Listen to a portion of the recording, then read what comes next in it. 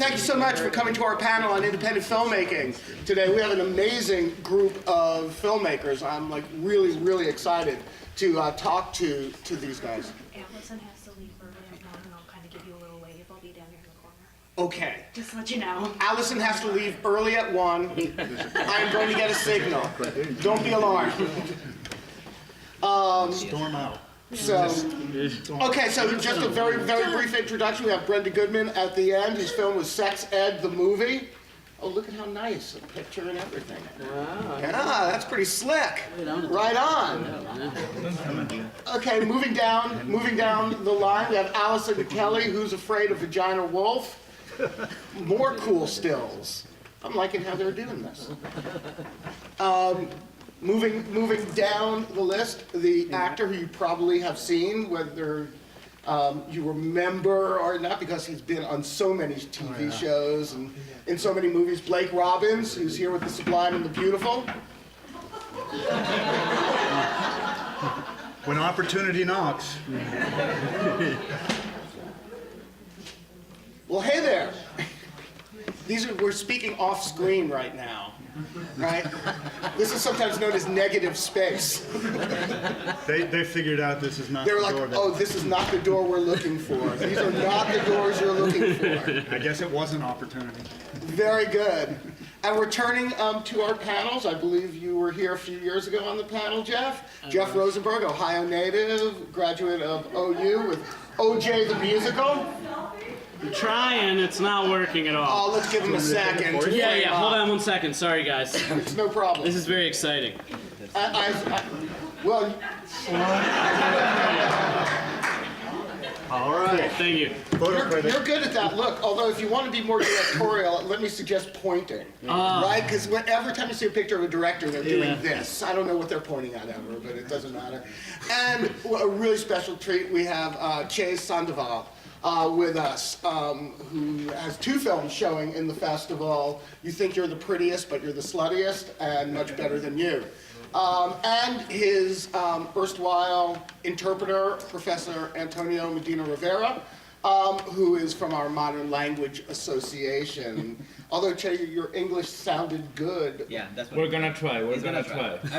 I'm behind here Just in to back case. off. Okay. Very good. Okay, what I'd like to start with is, I like to start at the beginning. You know, when you're making a film, it's a process that's going to take a year, at least 2 years, sometimes more, enormous amount of time. Did I see 8 years signaled? It could be 8 years. Could be 8 From years. thought to 7 creation. years. So the question I always like to ask people is like, what makes you find an idea that you think that you could commit anywhere between 1 year and 8 years or more to? Because this is going to be your life. And you can't take that decision lightly. I think that's like the most important decision we make as filmmakers. So starting with Brenda, would you talk, using your own film as an example, can you talk about how you came to the idea and how you recognize an idea that will make a film that you could dedicate that amount of time to?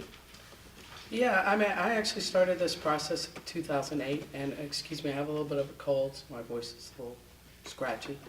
I started this process in 2008, and I'm interested in how we communicate ideas to each other about the ways we're supposed to behave, and I'm interested in film.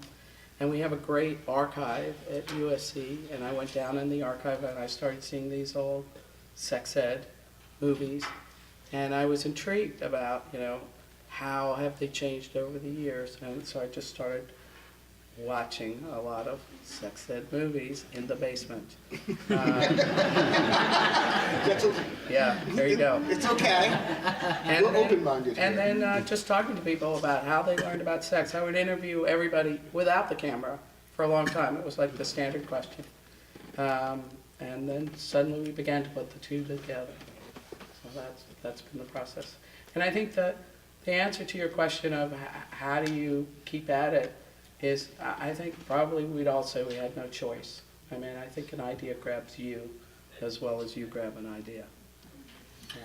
Yeah. Che, You Think You're the Prettiest was a graduate thesis film, right? Yeah. Again, how did you come up with the idea? What made you want to make a kind of continuation of it? Oh, It's very fortuitous. Yeah? By fortune, by luck. Oh, yeah, Fortuitous, yeah. fortuitous, Yeah. yes. I start bad, using bad words. No, I remember that I love David Lynch and Cronenberg and stuff in second years of the school, and I make these shorts, very pretentious, you know, very bad movies. And suddenly I have this teacher, Galimiri, and we start to write dialogues. And I didn't know what to write. And he told me like, write about your weekend, what happened in your weekend. And I told him like, I broke up with my girlfriend. So he told me like, oh, write about that. I write about that. And I realized that I was a genius with dialogue. and I start to make shorts in that class. We write shorts, and I start to make shorts. Always the same character, kind of boring, but was not boring. So I have a lot of scenes and of shorts, you know. And then I have to make a movie. Shorts. Shorts, sorry. And then I have to make this movie. And my movie have the structure of a road movie, you know? One guy walking around, this situation, then this situation, then this situation. And I call it walk movie because and I had all these shorts, so I start to use it, and I start to rewrite those shorts like a long history. I put a lot of myself in the movie. I write it when I was 20, and the character has 19 years old, so I was very close to them, and it was very, I'm not gonna say easy, but very natural how I make the script. And that was the movie. I made the movie without not expecting anything, just like my teacher saying me okay, and then start the festival and the commercial opening and the commercial release and stuff. And then I had, like, before I had my commercial release, there was this fund in Chile, an independent fund. It was like the only way to make a new movie for me in that moment. Then I realized that I could have money for other places. And I remember Sunday in the morning, walking, like after a hard night of alcohol, and I had to write an argument, you know? And I go to the buses, to the rules of the fund, and The basics.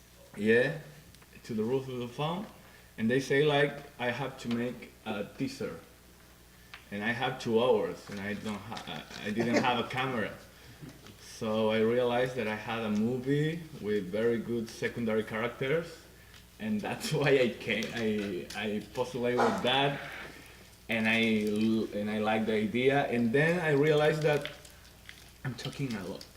Then I realized that I didn't want to be rude.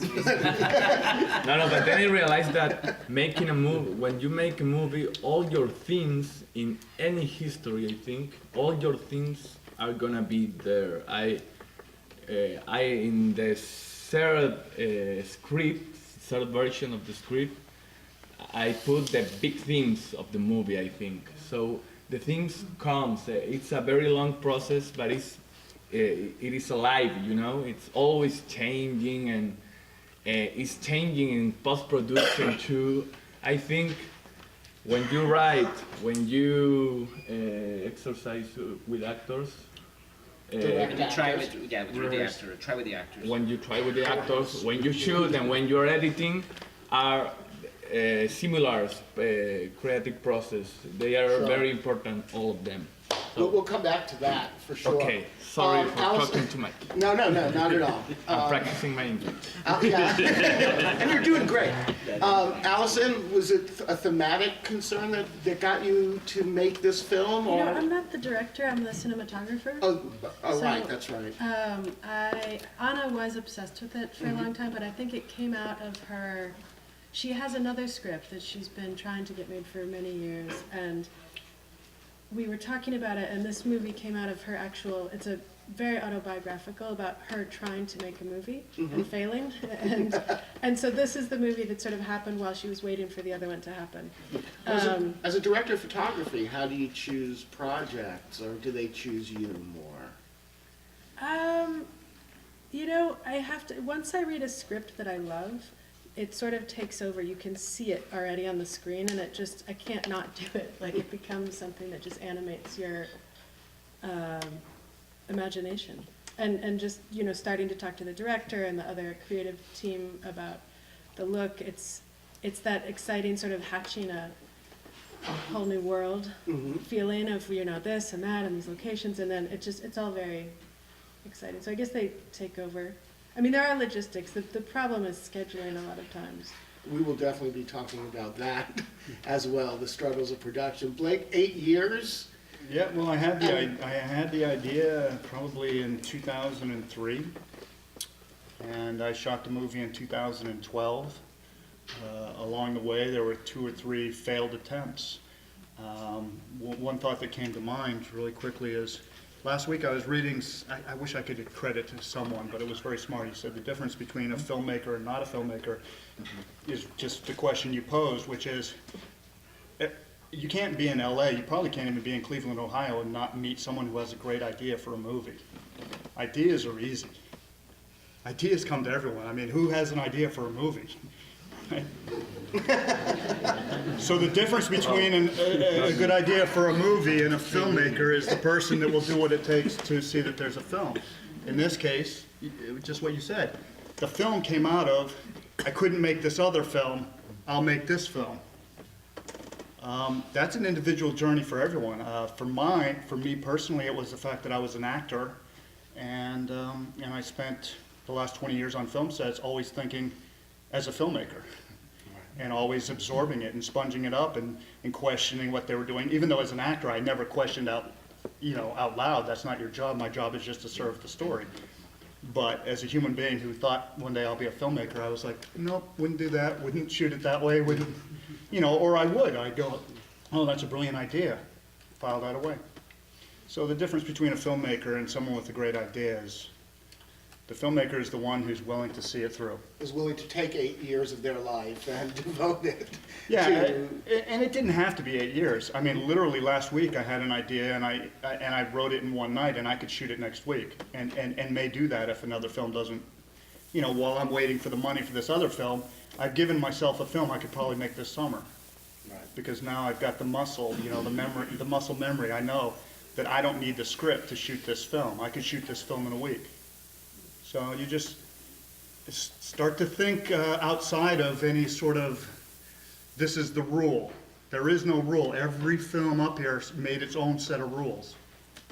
So, Jeff? Yeah, so I'm a while marinating similar stories. In 2004, I was at Ohio University, and we were studying Othello, and I just had this moment of, oh my God, Othello and O.J. Simpson are the exact same thing. And so I ran out of my dorm room. I went to my dorm, and I don't write musicals, and I wrote this song, Let's Drive This Bleeping Bronco Right Off the Road. And then I just had this script, and I had it for a while. I thought I was going to make it multiple times, and then I had funding fall through for another much bigger budget feature. And I work as an assistant director. Can I just interject? Yeah. Don't wait to make your movie. Don't wait for the money to make your movie. Because the money always comes last. Just start making your movie, if I can recommend it to you. If you wait for money, you'll never make a movie. Well, I think I was, name drop here, I'm sitting in a van with Mark Duplass working on a TV show. And I'm saying, and I'm like, man, I'm really upset because I thought I had this 7-figure budget to make this movie. And he goes, well, don't you have that OJ movie that you can make for nothing? Why don't you just shoot that? And so I told the producers I was going to work with, I was like, the day this TV show job ends, if that money is not in a bank account, I'm in pre-production on my OJ musical that I wrote 8 years ago. And so that's what I did. I just went out and shot it. And so now at this point, similarly, I have a script I know I can shoot for 2 weeks with my buddies if money doesn't come through for something bigger. So. And I think that brings us to the question that sort of dare not speak its name, which is financing. And I know that everyone hates talking about this, but everybody in the audience wants to hear about it. So, You want to finance us? no, Sorry, my English is not. your English is very good, because you were able to turn that one right around. So, if you don't mind, although I guess this is less pertinent for Allison as a cinematographer, but if you would talk a little bit about your financing, or in general, how one goes about looking for the money to make a movie. Because even though, Jeff, you say, oh, I'm just going to do it with my friends for nothing, it's never nothing. Kickstarter, tax refund. All right. That's my movie. Kickstarter, and how much did you raise from Kickstarter? We raised 18 grand on Kickstarter, and then I get a pretty big tax refund because I only work like 3 months out of the year, so I get taxed like I'm more wealthy than I am. Right. And so I get a big tax refund, and then when we needed to do reshoots, I had to wait until the following April until I got my next tax refund. You can file early. Well, then you have to wait for the direct deposit, and then you have to you don't want to tell the actors to fly to LA until you. An interesting idea. Allison? Anna really looked at the resources that she had, and one of those was a woman who was willing to donate her house. And so we filmed 85% of the film in this location that was free and a great house, and that was a big chunk of just having a place to be. And she got it was a lot of donations, but I think to look at what you have access to for free, or people that will come help and try to capitalize on that. Yeah, I can pick up pretty seamlessly with what Allison just talked about. My film became a by any means, the $250,000, the $300,000 version of the movie just kept falling apart.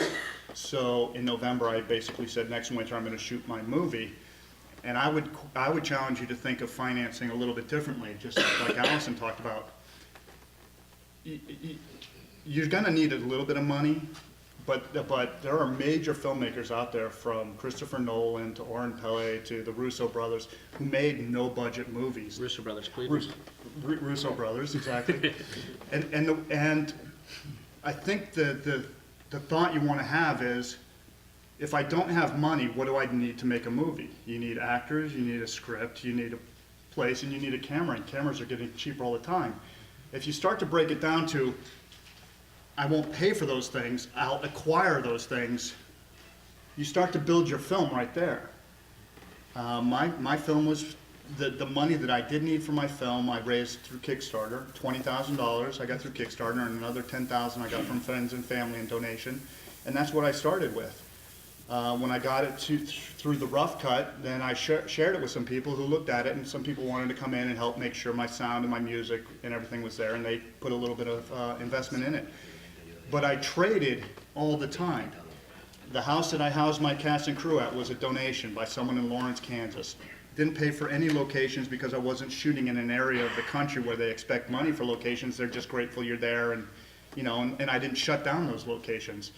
I flew the 5 or 6 actors that I flew from LA to come do my movie for $100 a day on Priceline, because I knew I only needed them 2 weeks. So I was like, well, why pay $500 round trip ticket when I can pay $250 for those? And I went around. We shot in a lot of restaurants, and we asked them if they'd donate a lunch, and that became lunch for the day. So if you start to think, what do I need? It's not money. It's a camera, a location, actors, a story, and then start to trade those things. No, that is a really good answer. Well, my first movie is my final student work. And in the school they put rules, like you have 10 days, you have $3,000, make them, and you have all the students to make the assistants and the camera and the sound and stuff, and the technical, all the lights, and $3,000. We made it in 10 days and 3. So I start to think.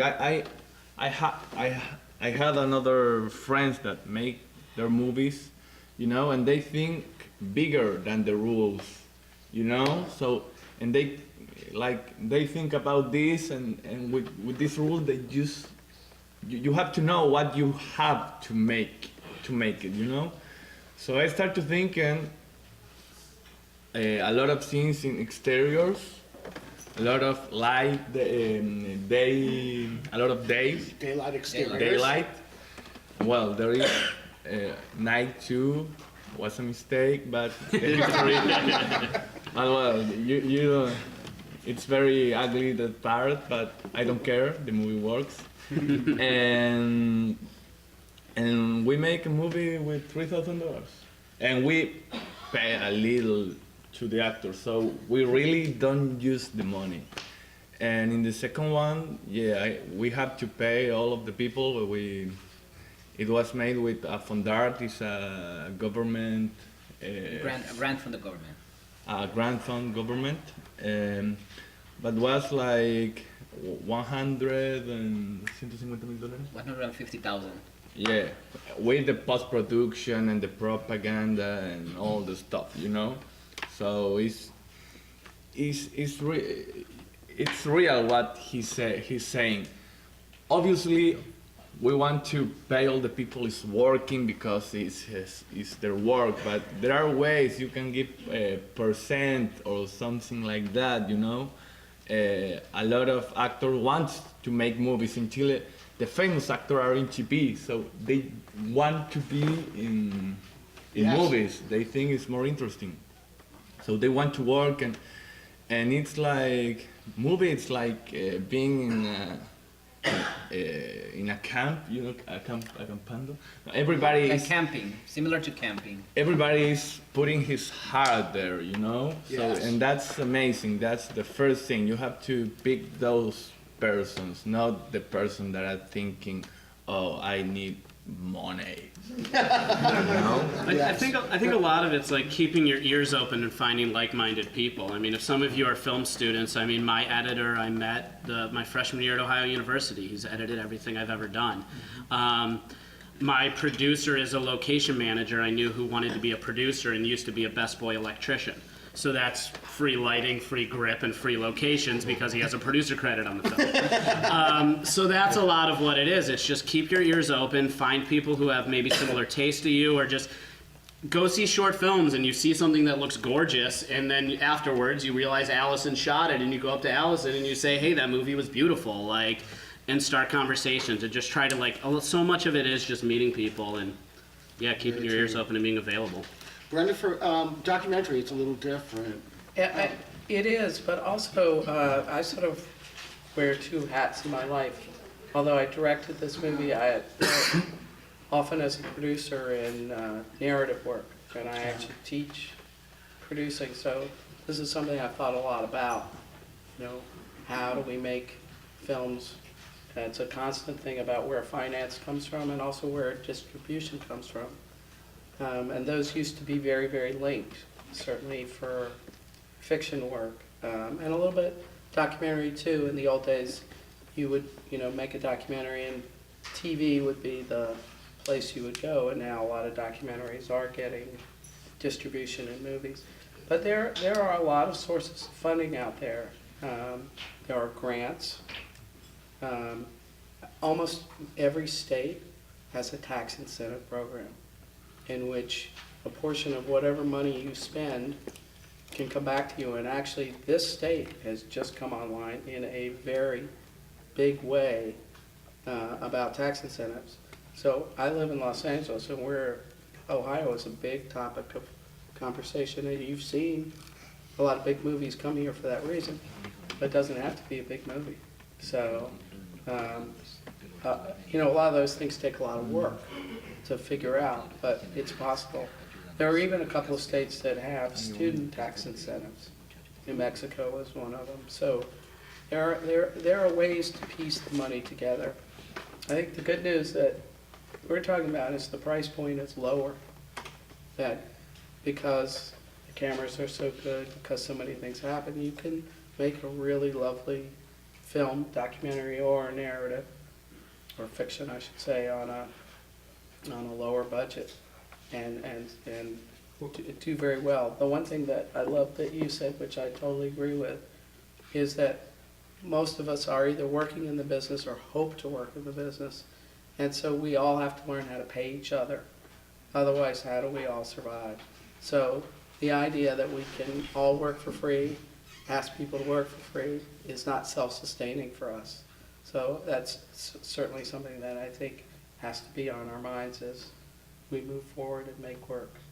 Yeah, no question about that. Yeah, Because, you know, you have to live. you do. And you know, Yeah, and we want to live of Yeah. this, And- you yeah. know. absolutely. And if you work for free all the time, Yeah. that is not going to be. And you're killing the industry too. You're underselling the market, and so the people who depend on this can't really work, and that's, I think, a big I have concern. I have an idea that une That brings together. brings together both questions. When Picasso make his sculptures, he Sculptures, walk yes. around and he pick things and then he say like, oh, what do I have to do this? And very artisanal. In artistic way or Yeah. artistic Yeah, yeah. way? He start to make with what he has, not the idea. The work, the thing is growing when he's working, you know? So the idea is something that doesn't exist if you don't work. Yes. And then the other thing is that you have to know what you have, because what you have is what, with what you have, you will do what you can do with that. So you have to be optimistic but realistic when you make a movie, you know? So driven by available materials and what you can bring to it, rather than driven by your concept, right? Rather than starting with an idea and then trying to realize that, starting with what you have and then trying to develop your idea. Is that? Yeah. I think it's adaptability. I think that's one of the biggest problems you can get into with independent filmmaking, is not being able to realize you want to have an explosion at the end of your movie, but you simply can't afford to do it. So how can you be creative and adjust the story possibly to be able to I mean, I think it's important to maximize and take less and make it more, as opposed to the opposite. I think that's when you get into trouble with independent filmmaking. It's interesting. But you have to be very smart to in your point of view. In Chile there are, I remember, like policial movies, black Detective movies. Yeah. detective movies, that they are trying to be like Hollywood movies, and they are just a mess, you know. So you can make a detective movie, but you have to make this, you know, looking for another side, this for make something particular, because if you aspire to this and you just can't go there, oh, you're wasting your time. So the best movies, I think, is when they are making something new, something particular, something that I always say, like, oh, I love John Cassavetes, I love Jim Jarmusch, I love Tarantino, but my movie is so mine that I think my movie, I make better than them my movie, you know? Yes. That's what I want to say. That's good. So, Allison, we've been talking about kind of working at lower budget levels, and this is particularly, I think, a challenge for a cinematographer, where a lot of times the look of the film is dependent on having certain equipment, and that equipment can be expensive. How do you approach low budget cinematography in order to maximize the visual quality? I think if you start where everything comes from the story, and so you have your script, it's not about, like, it's hard if you go into it and you envision like a scene in Yankee Stadium at night with teams, but like if you, I mean, obviously that's hard to shoot on a low budget. But if you just take things from the script, there's usually an artful and elegant way to tell the story in a way that doesn't involve hundreds of extras, or, you know, seeing in the Grand Canyon at night, or like there's a way to frame it, there's a way to be poetic, and if you, it's really about a collaboration between the director, the production designer, and the DP, of just like figuring out what that poetry is. And it can be gorgeous. It doesn't have to be, I mean, I think the worst mistake low budget films can make is to try to do more than they can do well, and then it just looks cheap. or it looks like, you're trying to make a $60 million movie with 10,000 and it fails because you can't do those effects for that budget. But I think that everything comes from the script, and if you have a story that's heartfelt and that you trust that the audience will respond to, and you make decisions that everything comes from that, then it's possible to do for very little money. Or, Without an area Alexa and HMIs. Well, you know what's interesting?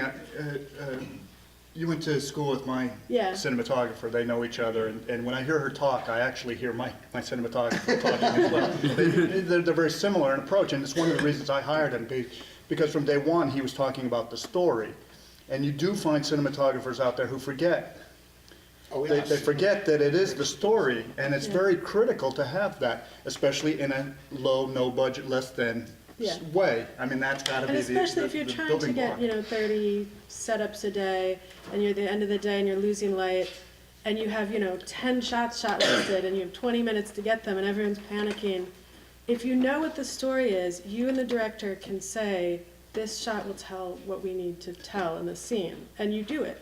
But if you're trying to do I need this over, and then a wide shot, and then if you're killing yourself with all this coverage, it doesn't, sometimes a one shot can say everything. Well, I made a one-shot movie, almost. We built it was a one-shot, well, because I had 12 days and 90 pages, and I wasn't going to go over a 12-hour day, just because in fairness. And to also mention, Brenda, we spent $30,000 in production, and $10,000 of it was in salaries.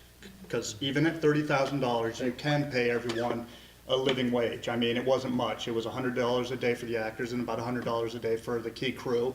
And then there were people who it benefited them to be working under those key crew personnel. But at least a third of our budget went to salaries, even on $30,000. So I completely agree. And also, you want people working for you. Because if you don't pay them something, they're probably not going to show up at some point. Yeah. Allison? I just had one final thing, which is I wouldn't think there's no right way to photograph a movie. So the only right thing is to be true to what the story is, and you'll know when you see it on the screen or in the lens that resonates with what you're doing. But I wouldn't. I think some first-time filmmakers get caught up with trying to do things in a correct manner of what's scene coverage, and there isn't really. I mean, you learn a lot by editing and trying to put scenes together, but you can kill yourself trying to get 8 setups for a. Yeah, I see one of the errors, and again, it's all judgment, but one of the mistakes I see a lot of young, especially kids coming out of school, because I'll respond to material and do a student film, even, for no money. If I love the script, if they have no money, or I ask for a little bit, because my wife will kill me for taking nothing. But one of the things that I noticed lately, because the price point has come down, I'll show up on a $20,000 short, and they've got dolly track, and they've got the arm, and they've got all of the bells and whistles to shoot a movie. They've spent all this money because the price point for having it, or because these production houses have all these things. And none of it is driven by the story. It's all driven by the fact that they could have it. and I watch the movies come together, and I think, Why? what? Why am I 30 feet in the air for this shot? It doesn't tell me anything about, it doesn't inform the story at all. And I think it's a mistake young filmmakers make, is that they can have access to a lot of equipment, and it is not rooted. And Lynn and I were having this conversation the other day. If someone gets a Steadicam for a day on a film, all of a sudden the entire day is shot Steadicam. Doesn't matter that it was supposed to be, doesn't matter what that shot was, doesn't matter if you get a Steadicam on a set, everyone starts shooting everything Steadicam because they have it for the day and it costs money to be there. It's the worst reason to shoot a Steadicam shot, because you can't have it. Terrible idea. I see that a lot in young filmmaking now, because people have, all the dolly track. I showed up on a young, small film, and there was 30 feet of dolly track for the first shot, and we waited all afternoon to wait. They were losing their coverage, their performance, to set up to get 30 feet of dolly for the shot that it didn't need to be on a dolly track, and they were overshooting their coverage. It ruined that day of work. That is definitely an issue that we see even here. with people going a little bit further than they need to, or a lot further than they It's need got to be technically. rooted in story. If it's not, if you're doing it because you have it or because you think that's how movies are made, Well, I question think that. I think when I was on a panel here about 5 years ago, after I shot a film that cost 3 times as much that I made at Ohio University as this movie, a lot of dolly and things like that. And I remember I was sitting on this panel and I said, they were like, "What do you want to do next?" I was like, "I think I'm going to make a movie for like 20 or 25 grand." And this was before that's what everyone did. And the rest of a few of the people on the panel looked at me like I was completely insane. But I'm sitting here as a playwriting major who just wants to tell a story, and I'm watching this movie happen in front of me, and I'm like, I could see that we were doing things that weren't necessary to the story, and so I consciously wanted to just strip it down and make it more simple with my next project. So That's cool. I would like to ask a couple more questions and then open it up to the audience. And one, because there's so many challenges involved in making a movie at a low budget level and working independently without really support, without a real support system, I just would love for you guys to talk a little bit about the biggest challenges that you faced on the film that you're just showing. What is it that you had to overcome in order to get the film made? Not that there's not hundreds. Go ahead, Shane. The first projection. The first shoot. No.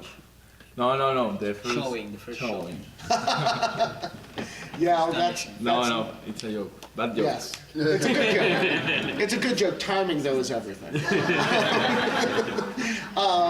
Jeff, you want to talk about that? yeah, so so one of the lead actors in my movie has he has a goatee, and he's not always the most responsible person in terms of communication. And so the day before we start doing our reshoots, he just sends me a text that's like, "By the way, I'm clean shaven right now."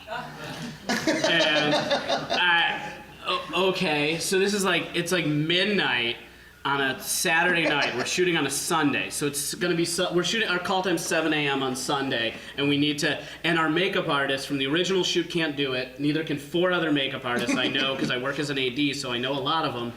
All 5 makeup artists can't do it. I wind up with a girl named Sunny Buns. This is her name. Sunny Buns? For real, her name is Sunny Buns. There's a girl named Sunny Is that all Buns. one word or is that? It's 2 names. Her name, she has a last name, but I like to just call her, I was introduced to her as Sunny Buns. Like, "Oh, don't worry, my friend Sunny Buns will be there tomorrow morning."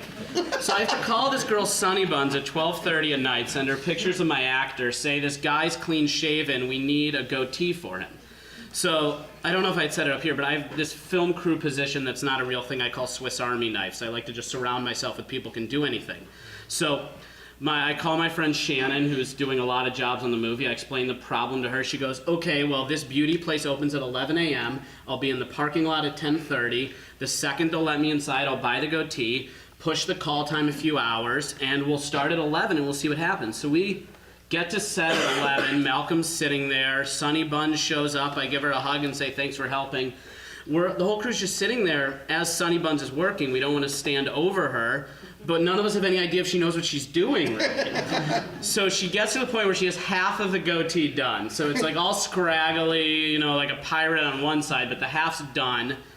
And I look at it and I'm like, "Oh my God, she's a professional and did a great job. Thank you. Okay, we're shooting today." And so then we shot, and that was a crazy day. Yeah. Blake, do you have? Yeah, I have nothing that can follow that, but but a thought did occur to me that's sort of in vain. We keep using the term micro budget, low budget when you're working with a no budget. I'd like to offer an alternative idea to that. Movies have a price point, and they all have a correct price point. My movie should not have been made for $2 million. If someone gave me $2 million, I shouldn't have made my movie for that because it's never going to recover $2 million. So I think my movie was made for the right amount of dollars. I think Shay's first movie for the 3,010 days was made for the right amount of money. I think if filmmakers can try and, as an industry, keep that in mind, more films will be financed and greenlit. It seems to have gotten haywire that everyone, if you have an amazing family drama, do not spend $10 million above the line because it doesn't matter who's in it. You're never going to recover $10 million on a kitchen sink drama, even a great one. They'll come work for you for less if it's really, really well done. So I think just thinking in terms of not micro budget, low budget, no budget, think about what's the right price point for a movie that it can stand a chance to recover its investment. And then you can make a little money, you can make your movie back, you can then get financed for another movie. Someone goes, oh, you know, right now I'm in conversations for movies in the $500,000 to $1 million range. I think about those movies. I'm gonna make them at a fair price for significantly less than, you know, I'm gonna put everything on the screen, and I hope that it's a movie that could recover maybe $250,000. You know, that's how you think about it, so, I don't know. Brenda, you have like archival footage and stuff like that. Can you talk about the struggle, the difficulties of accessing or of working with that type of material? Yeah, I mean, we did a lot of searching. There are a lot of archives all over the country. Probably there's one here, I would imagine. Many universities have them. But the biggest thing is sifting through them. And then I think our biggest challenge, it was sort of the one decision I made early on, was that I didn't want a narrator for the film. So then it was a matter of how to stitch the story together between the interviews that we had and letting the films that are in the movie, the archival footage, speak for itself. But I would say for me personally, the biggest challenge was to just keep going, because we started this so early. And I think as artists, we can have a lot of doubt about whether what we're up to is worthy. And so finding that within yourself to have the belief that it is, that's probably a lifelong struggle for everybody. Very good. Allison, you want to talk about the difficulty of... I was thinking about that. It was a challenging shoot. Probably our biggest struggle is we had a very small crew, but that Anna, who's the director, was also starring in the movie. And so for me, it was a struggle to make a little bubble around her and try and insulate her from all the logistics, because the first AD was very weak and things would go wrong and the house would have problems, and like people would come to her and need her attention, and I was like, no, you have to let her act and direct, and like she just was wearing a lot of hats, and that was hard. And just having someone at the monitor, because she would be in an intense emotional close-up and then sort of look to me, how was that? No one's I mean, and she had her good friend there too at the monitor, so it was like sort of a tag team, but that was the most challenging part probably. Yeah, I can imagine. And Che, how about you, you know? Well, to me, I think I use not professional actors. That's what I was going to ask about. And there are a lot of dialogue in my movies. I think I have a good eye to... I remember I was searching for a girl and I went to a party and I say, oh, that girl is the girl. And I pick her and wow, she really was. So, or I have lucky, I don't know. But that is a very big challenge, because there are a lot of movies with no professional actor, but almost all those movies are with a little bit dialogue, movies about somebody walking around, and very good movies too, but I don't know, I felt that it's more difficult. And that was a big challenge, I think, very good. And the other one is with Much Better Than You. I make the first cut in edition. I watch it, and I saw like, fuck. I don't like this. And I was very worried.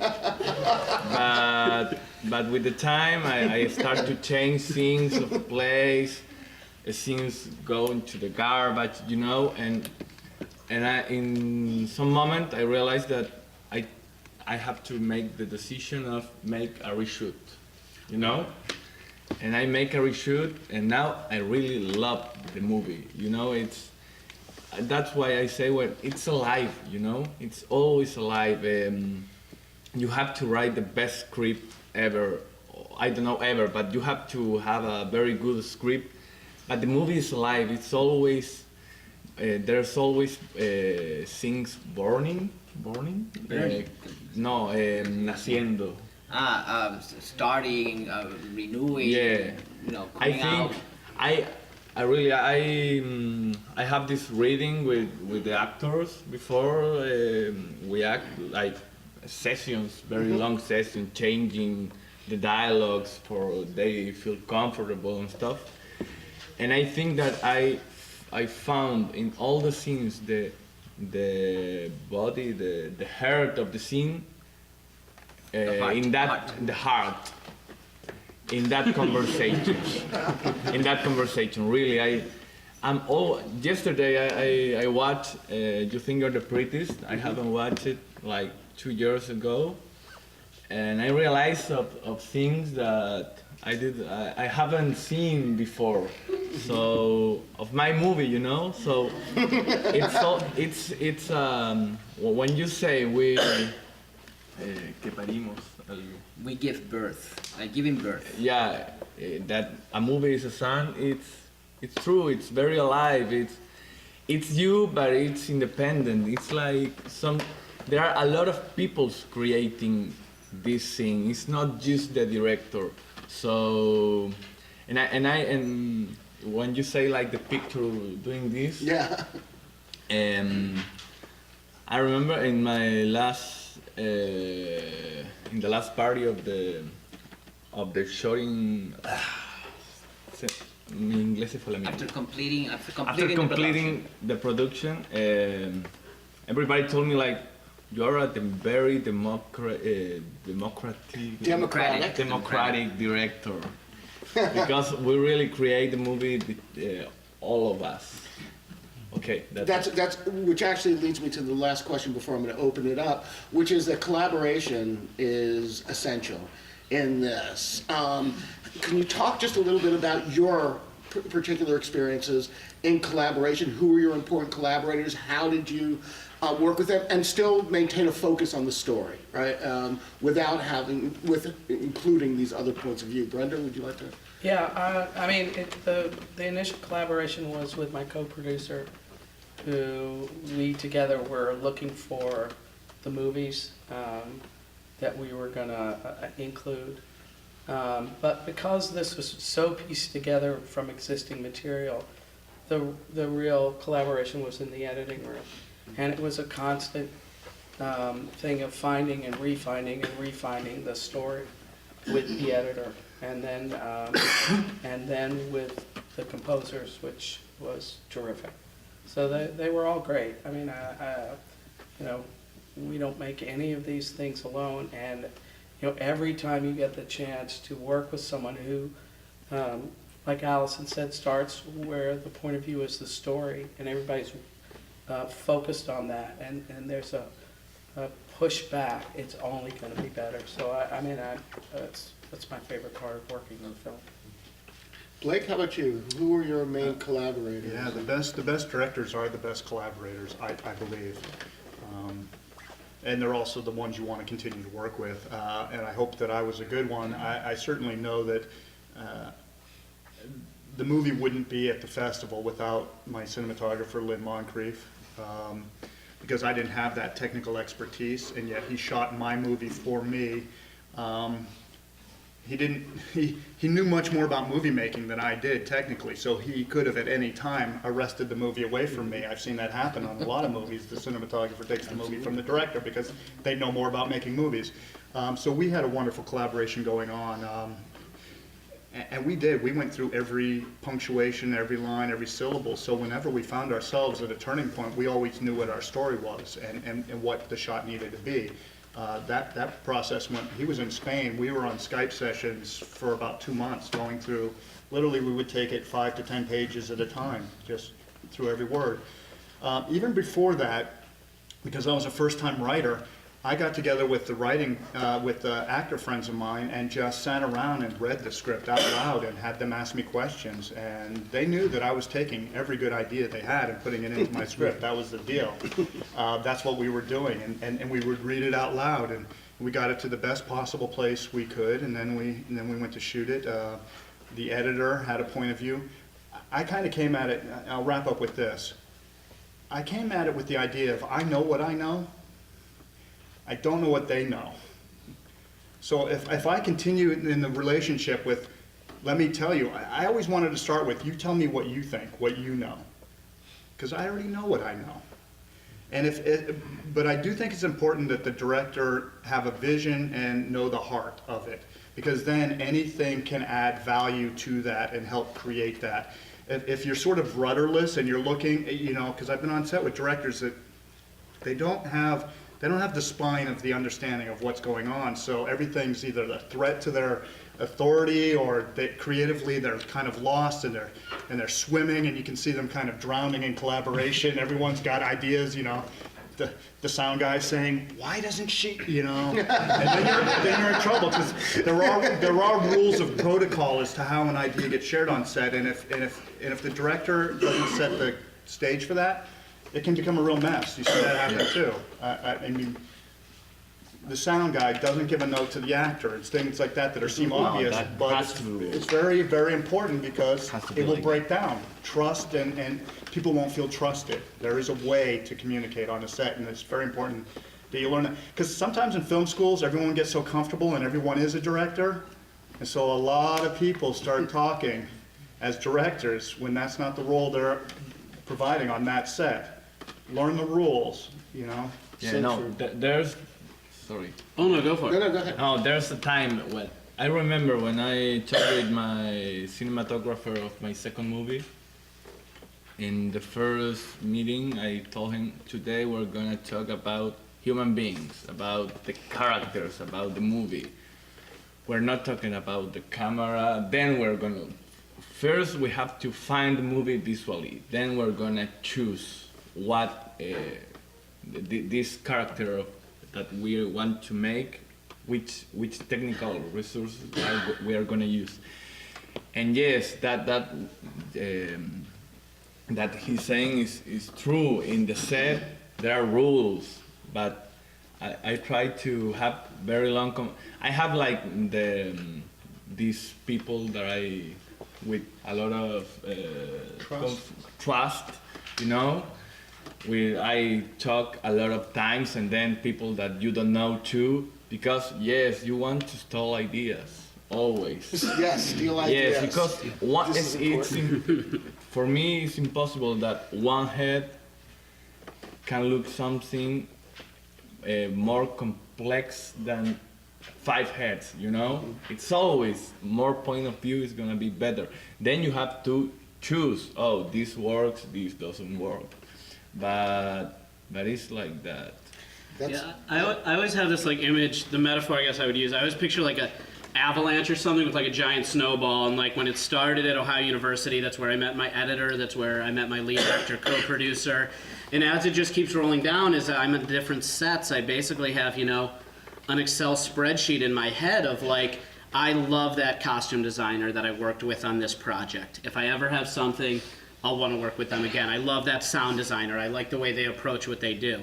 And so you basically just end up getting and that's to me one of the greatest feelings, is when you're on a set, no matter how shitty the thing is, when you look across the room and you see that person with that look in their eyes who's a PA, and you're like, that person gets it, that person's working their ass off, I'm going to employ them in the future when I can, and I'm going to work with them. And I have stories like that for just about everyone that worked on the movie, is that moment where I knew I wanted to play with them for the rest of my life. I want to continue doing this. And the Allison? people that you say, No, Nevermore. never again. I have a pretty firm nevermore too. That's its own Excel You have to be spreadsheet. okay removing them too from the situation, and you do. I mean, you can politely say this just isn't working, but you have to, because I see people let those people stay because we're a very generous group of people. But you owe it to everyone on the set to make sure that only people that are that are in the camp for the right reasons, that are pushing the right direction, to be there. And sometimes I see, because we're all, we all have a lot of heart and a lot of sensitivity as human beings that do this type of work. We'll let sort of cancerous people stay longer than we should. But if we think about it, we owe it to all the people there to ask them to leave. Well, I And think that's what you how have to Che do. mentioned how it's like, it's alive, and how you mentioned the heart. I mean, a film crew is an organism, and it does exist. You're with these people, you spend more time, while you're shooting, you're spending way more time with them than you are with your family and loved ones, so they become your family. Those are your people, so it's important to sort of cater that and just know that it exists in that way. Final parties are amazing. Wrap parties, yes. You know what, I see that we only have about 20 minutes left. And I wanted to get Allison's point of view on being a crew member, and that, like, coming at this collaboration from a slightly different perspective, and then we'll open it up for some questions. Well, it's Anna, someone who I've collaborated with before, and so it really helped having her trust, and the two of us were very much one brain on set. We were able to make what could have been a sort of chaotic, I mean, it was at times, the set was intensely, it was just very, a little chaotic, and like we managed to really just look at each other and trust each other enough to be like, this is what we need, these are the shots, this is the scene. And then she was in most of the scenes too, and so like that, I don't know if I would have been able to do that without both of us being so trusting of each other. It was very much like, it was almost seamless. Like by the end of it, we were just like reading each other's minds. It was great. That's great. So, open it up for some questions there in the middle. This is for everybody, but specifically for Jeff, you said you work as an assistant director in the film industry. So how do you balance working in the industry and also finding the time to do the things that you really want to do, like make a feature? Because they conflict, and you need money to live, Yeah. you also need money to make a movie. What I try to do, and a lot of people think I'm crazy for this, is I try to work as little as humanly possible in terms of on other people's stuff. So I, generally speaking, I'll work, 3 or 4 months out of the year. Like I turned down working on the show Veep as the second AD. Everyone told me I was completely insane, but I would have missed the premiere of my film. And like as a second AD, I need to be there, and I knew that, and I would have at this point now missed 5 festivals, and so I couldn't do it. So for me, I am able to obviously like learn a lot. I meet a lot of people through ADing. It's been an invaluable experience, but I work as much as I need to be able to pay my rent and to be able to eat. And then other than that, I go make a movie, and then once my credit card bill's getting close to the max, then I take the next job that comes up. That's pretty much how I do it. Yes. I just wanted to know when you said something about price points in a movie. How do you distinguish that? I mean, like. That's interesting. I think because I've been in the business so long, I kind of have an innate, like, I don't know why I knew 30,000 was how much I needed. I will tell you this. I didn't put any money towards post-production because I knew that if I said, okay, I'm going to raise $30,000 and I'll save 3 for post-production, it never happens. Whatever you get goes into production, and then you look at post-production. I think my education in this just came from 20 years in the business and looking, but you can do the research. It's all out there. If you know your film is in this field, this genre, whether it be horror, thriller, sci-fi, lo-fi, everything, you can kind of go and see what those films tend to average back. Things like that. And so what I'm talking about is wild swings and expectations. Like a young filmmaker thinking, I'm going to make ordinary people type of movie. My film's kind of an ordinary people kind of. Well, not everyone in the world wants to see ordinary people, even though it's a brilliant film. It's a great movie, but it's not gonna do well worldwide. It's gonna have a target. So you got to work back from that. It's like, well, then do I pay an actor $5 million because they're famous to be in my movie? Well, that subject matter, it doesn't matter.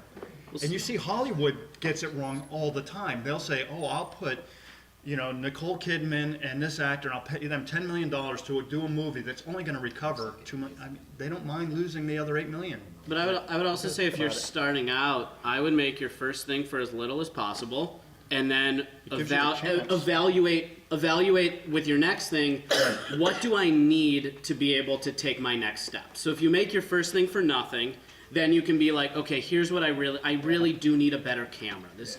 That's what I need, so I need to figure that out. So our DP owned his camera. So that's how we were able to shoot that. But I'd look for someone, if your student's here, whose student films do you think look good? And then meet that person and say, hey, I have this film, maybe you'd want to help out with that. So it's, to me, a lot of it's just building in each steps, and I think what a lot of what you're talking about is when you And try get to a good skip steps. producer too. Yeah. Yeah, Yes. if you make Yeah. your first No, couple of it's films for the important. right amount of money, it'll start to inform, but you've got to make them for a reasonable amount of money, because my film's doing phenomenally well for the fact that it was made for as little, because it's getting into festivals. But they don't pay me money to be at festivals. I can change my career as a director, as an actor, writer with this movie, and it could never earn $1. So given that, I've got to make it for as few dollars as I owe back as possible. Otherwise, I've tied my hands to a movie that now if someone had lent me $100,000 to this movie, that would be a mistake for me to take their $100,000. I knew they were never going to get that back. I see that happen locally all the time. People say, "Oh, I'll take your $100,000 from somebody who in the family or a neighbor who has money wants to get into it." Tell those people they're never going to see their money again before they take it. Before you take it. That's kind of what I'm a little bit talking about. Yes. And if they're okay with it, then take their money. But tell them they're never going to see it. Brandon, do you have to pay a licensing fee to use archival imagery? Is it free? It varies. Yeah, we paid some of the archives for the duplication of it. That didn't necessarily give us the rights. Much of what we used was in the public domain, so we went that way.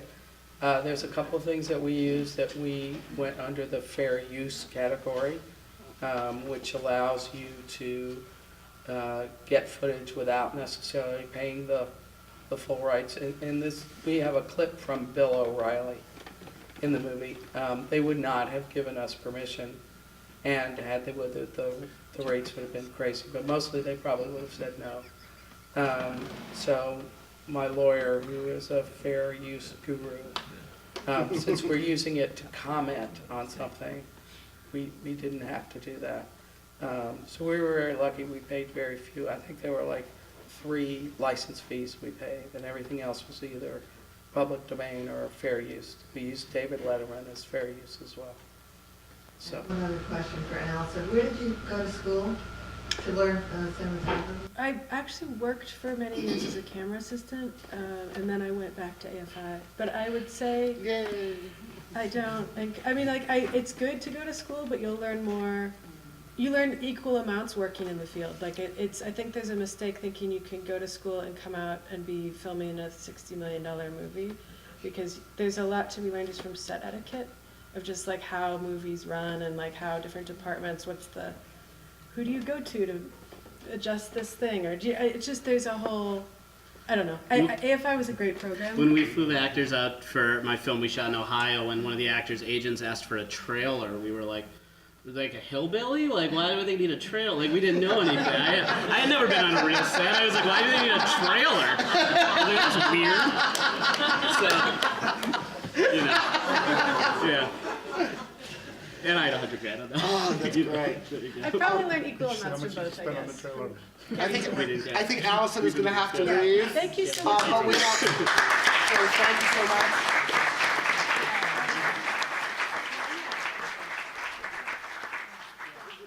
Was there a question? In the back, there? No, you who's turning? Yes? That's all right. Just an observation, and hearing you talk about the start to the finish, it mirrors being an entrepreneur and launching a business, from concept to test markets, feasibility study, business plan, and you move it all along. So I can appreciate the bootstrapping and finding the folks that are the Swiss Army knives to help you along the way. But it also struck me that many times I strayed away from my business plan, and I would take boardroom meetings from my boardroom. So my question is, who do you all turn to guide you when you've gotten too far away from the story to reel you back in? I have professional 20 years of relationships. There's a handful of people. I couldn't find the end of my movie with my footage. Much like Shay, I had that moment of F-U-C-K, I hate this. I think it's good for you to hear that, because here are, on some level, successful movies that got into film festivals and they're doing well, and we all had that moment of, oh crap, I hate this, this stinks. But you're not done yet. You just need a deep breath, you need to step away from it, and you do need to get people to help. In that case, I went to a handful of mentors of mine. You know, I provide them mentorship, and they provide me mentorship. And I had a friend who looked at the movie, and he pointed right to it, and he said, well, your ending's right there. And he was absolutely right. Once I saw that. Now, you have to be a human being that's willing to go to ask the right people for help, hear the help, and know it's right for your movie. And still own that, that, hey, you know what, it doesn't matter. Like, I don't have to resist the fact that I needed help finding the end of my movie. I didn't. I don't resist that at all. It's still my movie, and I knew that was the ending when he pointed to it because I knew the heart of the movie. I think it's knowing who your like inner circle are and the people that you trust the most. I mean, you can't just universally say like it's the editor, it's the producer, it's the DP, or it's always somebody. it might be your buddy outside down the that street that don't you know used to go to any movies with story. when you were a little kid. You know? No, yeah. You never know who it's gonna be. It's just. It's important to get someone outside the movie to help you with the movie. Yeah, that's why we make focus group. Yes. Yeah. This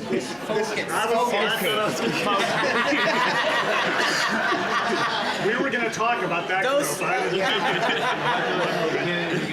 This is getting exciting. Oh, Yes, this gentleman here. focus group. Should make movies in Chile. Okay. I'm a chain. This group's Embarrassed. Yes, sir. Okay, I'll continue with comedy. I think you're completely right about when you need more than an idea, you need a good story. And I've been dabbling in stand-up comedy over the years, and I think there are ideas, and there's also, there are usually comics or storytellers, you know. Sometimes, like, true stories that happen seem that an audience likes a lot. But what it brings me to is Brenda, because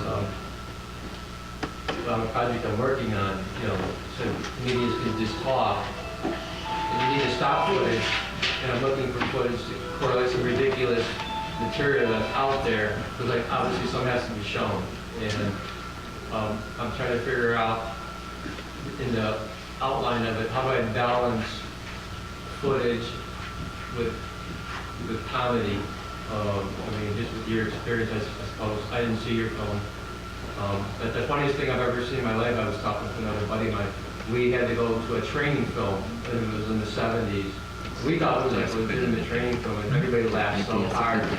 We were literally on the table.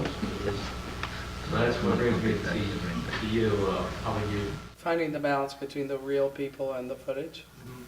You're going to find it in the editing room. Bring it all in there, and, you know, I mean, I think we all start with an idea when we, particularly in doc, because docs tend to find their story in post. You know, fiction, scripted material will refine it and be rewritten in post, but really docs are really written in the editing room. And so you bring as much of both as you can in there, and you know, start to see what, you know, what you want people to get out of seeing it. You know, are you looking just for the humor, which is great, or is there another point that you want to make with aspects of it? Most comedians have mental illness, so that might be the main point. There you go. You know, this is just a quick, I don't know, producer hat on. It's hard to make people laugh. I think that's the hardest thing to do, especially without a budget thing, make laugh. I would encourage you to bring all your laughs into the editing room and then work for story. Because the more laughs you can have in something that's going to be comedic, people respond to that. You can't fake that in 300 people sitting there watching your movie. And be okay making an imperfect movie. I mean, I struggle with that as a filmmaker. Like, you know, give myself permission to start from, it's okay if this isn't perfect. There can be a lot of value in this. And that's, you know, you talked about getting through these bumps and these sort of loss of faith in yourself and come to some acceptance. It doesn't have to be perfect. Having a flawed movie is an incredible experience. I would encourage everyone to try and do it. You know? And even if you try not to, you will. It's gonna happen anyway. But there's value in that. Yes. Yeah, a couple of you talked about you Kickstarter, the way to finance your film. You got any advice on how to have a successful Kickstarter? Or how your Kickstarter was successful? I could go for hours on that.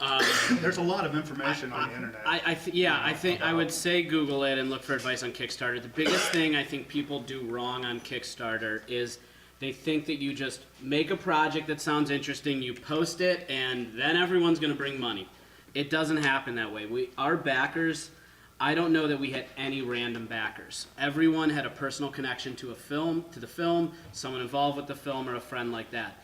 So you need to have all your ducks in a row and be ready. Like, I was posting on Facebook once every 3 days, and I would be like, okay, I don't want to oversaturate on Facebook, so today I'm going to ask my friend who's working on the movie to post, because we have mutual friends, so he'll see it that way, but it's not from me. You need a full plan of attack. Like, I'm going to send 3 emails. I'll send one at the beginning, one in the middle, one at the end. And it's a full-time job. Break it down to manageable goals, like a daily goal, a weekly goal. That helps people, because when they look at $18,000, try, you know what I mean? $20,000 looks like a lot of money to my friends and family. So if I broke it down to, I'm trying to raise $400 today, because then people go, oh, $400. Come in with matching donations. My mom was willing to give 1,000. So 1 2-day period, I said, I've got someone online. It wasn't a lie. Who, if I raise $1,000, will give me $1,000. I mean, I don't think people thought I was cheating them, that my mom's going to give me the $1,000 anyway. But it makes people feel better about their $10 during that, and it calls them to action. But I think a call to action, a personal stake, they got to know what they're buying into, and it's almost never your film, because your film doesn't mean anything to them at this point, unless it's a great documentary. Like, everyone, when I was on Kickstarter, everyone wanted to see this film about one of the fire departments had lost some firemen in a big fire, and they were going to do a documentary on this, and that seemed to call a lot of people. They were raising more money, and people wanted this movie to be made. I didn't have anything. I was a crazy guy online with a dream, so people had to buy into the crazy guy online with a dream and say, let's see what he can do. I'll give him, and get creative about it. But there is a ton of information on the internet about how to do Kickstarters. In fact, Kickstarter tries to give you information about how to do it correctly. Because they want the project to be funded, because they take a percentage of it. So. Yeah. So, but do all your research. Do not start your campaign until you know.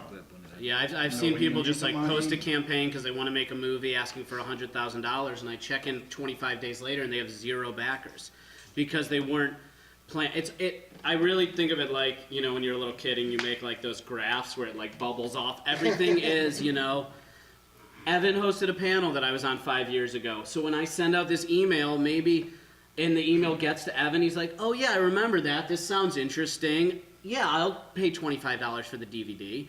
That's how it happens, is just to get the information, have it out there, and make sure to keep it steady so you don't oversaturate it as well. We have time for one more. Yes. Hi, thanks for your time. Question, I apologize if you already prepped this before the beginner at this. What would be a recommended resource for the script, developing a script, you have the idea, you want to go from there? Whether it's a book or a class or whatever. We'll go down the line. Yeah. It's going to be as unique as each movie. I wrote a script from the fact that as an actor I'd read many scripts. I purposefully have never read, How to Save the Cat, I see those movies all the time. I know by the end of the first act how the movie's going to end. If I'm knowingly going to that movie, I don't mind that, but I hate those how-to books. And I purposefully didn't want to write a Hollywood movie. I wanted to make an independent movie. I just wrote from my heart. And I was egged onto it by a fellow actor, a friend of mine, who said, write one scene. He said, any scene from the movie, write a scene that calls to you. That burned kind of in my soul for a couple of weeks, because I'd been with the idea of the movie for months. For me, what happened is, about 11 o'clock at night, I couldn't sleep, and I got up and I grabbed a yellow legal pad, and I wrote about 70 pages. And because I've read scripts, I knew that I had to write something like, exterior kitchen, whatever it was, interior kitchen night, okay. And I just wrote. I wrote the dialogue, and to write the movie, I cast people from my life and actors I knew in the roles and they just wrote themselves. And so when there was nothing left for me to write that night, that's where I stopped, and then I put that in the computer, and then I had people read it. And when they read it, I learned things, and they shared things with me, and then I wrote it again, and then again. And I just kept that process going for a long time. But I like movies that don't come from the how-to. I've seen those movies. I know what happens in the second act, I know when the third act's coming, I know what happens at the end, because they follow that how-to. Yeah. For me, from a practical standpoint, I mean, remembering when I was, writing feature screenplays in middle school in Shaker Heights, Ohio, what I did was I would find scripts of movies I loved. So I would be like, I love this movie, let me find the script for this movie. And then I would sit down and I would see just how in text they described the scenes that I loved. So I could compare that and be like, oh, this is what a screenplay looks like. Because I think that's one of the biggest problems you can run into when you're learning screenwriting and first doing it is if you have just like basic, like if someone sends me something in Microsoft Word document where things aren't spaced properly and stuff like that, it's a death sentence. No one's going to take your script seriously. So I would say, yeah, find movie. You can find, I mean, I don't know if Drew's Scriptorama, if anyone knows if that's still a thing. That was when I was in middle school. But like, yeah, find screenplays of movies you loved, see how they did it, and then I think it'll start to make more sense for how they're put together. It's also very different to write a script for yourself to make, which is just a how-to, versus a script for someone else to get interested in buy. I mean, I wrote a script for me to make, so you can do my shorthand manual. and It was things my like that, manual. yeah. I just needed everyone else on this movie. I didn't need anyone to buy it. I just needed them to come along and believe in it. It's two different. But it was a Scriptorama, I think, was if that's the same site, if that Yes. still exists. Yeah. It's Okay, so Scriptorama has a huge database of screenplays. I am afraid it is 1:15 and I have to have a camera rolling in Collinwood in 45 minutes. Okay, we're all going to Collinwood. So yes, if we could change location. But I just want to say thank you so much to our, and they're going to stick around maybe. And so the person in the back who I totally missed on the question, I really apologize to you about that. Tomorrow with my two movies. Sorry. Go see them. Go I see think all the. at 1 o'clock and 3 o'clock. 12. I'm tired now. I'm 8:40 tonight, 8:40 tonight, and 11:35 tomorrow. Be sure to see their movies, and I can say Tonight at 9:30, tomorrow at 7:10. I can say you think you're the prettiest, but you're the sluttiest is awesome. So that one I've seen. So thank you so much, guys. James, pleasure to meet you. Welcome. Great to see you.